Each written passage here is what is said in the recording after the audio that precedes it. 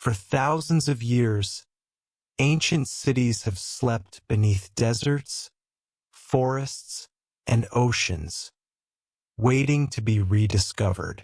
Our story begins with Lena Morales, a young archaeologist who dreams of uncovering forgotten worlds. She works with a research team exploring the Atacama Desert in Chile, one of the driest places on Earth. One morning, her drone detects something strange: geometric patterns buried under the sand. They look too perfect to be natural. "This could be a city," she whispers. The team begins digging carefully. Within days, they uncover stone walls, pottery, and strange carvings that no one can identify. At night, under a blanket of stars, Lena writes in her English journal, "Every grain of sand hides a story. Maybe history isn't lost. Maybe it's only waiting to be found." Through her notes, she practices new English expressions like "to piece together," "to come to light," and "buried in time." She realizes that archaeology and language share the same goal. Both try to reveal meaning from silence. A local guide named Mateo joins the team. He tells stories about ancient tribes who spoke to the stars and vanished mysteriously. His words remind Lena that science and legend often walk side by side. As they uncover more structures, one carving catches her eye: a sun symbol surrounded by 12 spirals.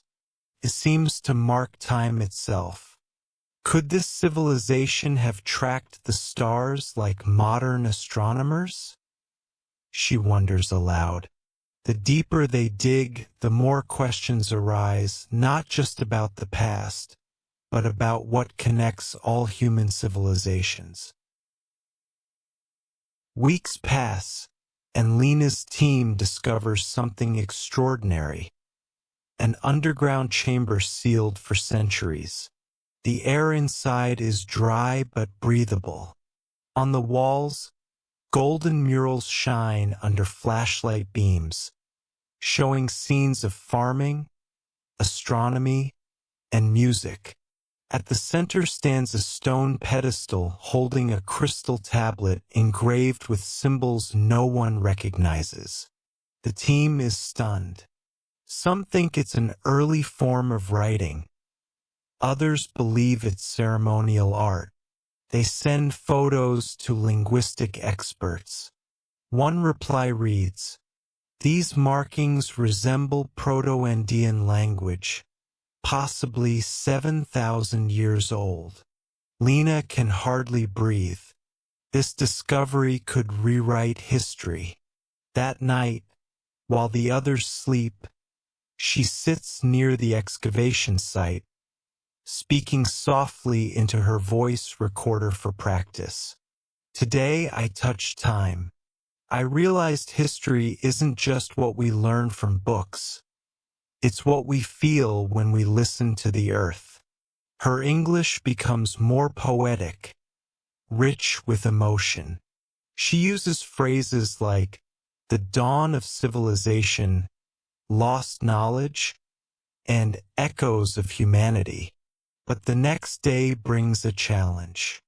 A sandstorm strikes suddenly, forcing them to evacuate.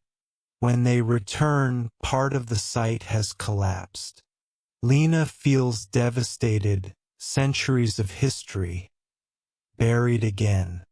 Yet she refuses to give up. Archaeology is patience, Mateo reminds her. The earth gives its secrets only to those who listen.